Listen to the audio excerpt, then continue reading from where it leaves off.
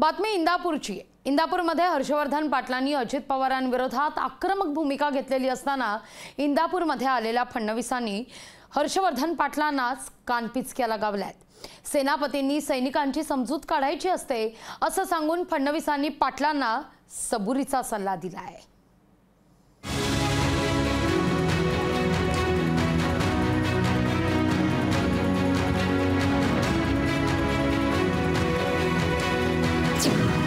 अजितदादांविरोधातील संघर्षात हर्षवर्धन पाटील एकाकी। दादांविरोधात भूमिका घेणाऱ्या पाटलांना कानपिचक्या। कार्यकर्त्यांची समजूत काढण्याचा पाटलांना फडणवीसांचा सल्ला।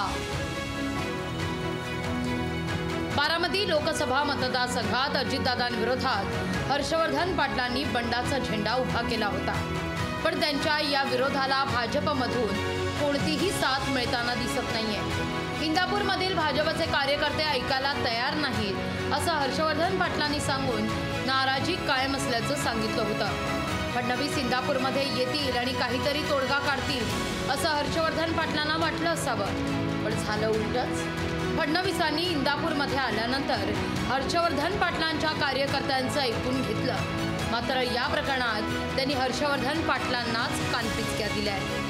सैनिक नाराज असतील तर सेनापतींनी त्यांची समजूत काढावी अशा शब्दात फडणवीसांनी सुनावले। त्यांनी या ठिकाणी जी भावना व्यक्त केली ती साहजिक आहे, पण आज मला हा विश्वास आहे की आमच्या सगळ्या सैनिकांना आम्ही निश्चितपणे समजून सांगू शकू। त्यांचे सेनापती देखील त्यांना योग्य प्रकारे सांगतील आणि सगळ्यांना न्याय मिळेल अशा प्रकारची व्यवस्था येत्या काळात आम्ही उभी करणार आहोत। फडणवीसांनी सुनावल्यानंतर हर्षवर्धन पाटील यांच्या कन्या अंकिता पाटील यांनीही 25 वर्ष कार्यकर्त्यांवर अन्याय झाला, आता होणार नाही असं जाहीरपणे सांगून टाकलंय। हे हाडाचे कार्यकर्ते आहेत, आपण जो निर्णय द्याल ते मान्य करतील निश्चित। फक्त साहेब एकच आहे की परत जे मागच्या 4 वेळेस अन्याय आमच्या तालुक्यावरती झालेला आहे तो अन्याय येणाऱ्या ऑक्टोबरमध्ये साहेब होऊ नये याची आपण जबाबदारी घेतलेलीच आहे। इंदापूर तालुक्यावरती इथून पुढच्या काळामध्ये कुठल्याच पद्धतीचा अन्याय होणार नाही अशी आम्हाला सगळ्यांना आशा आहे। आक्रमक हर्षवर्धन पाटलांचाही सूर थोडा नरमाईचाच वाटलाय।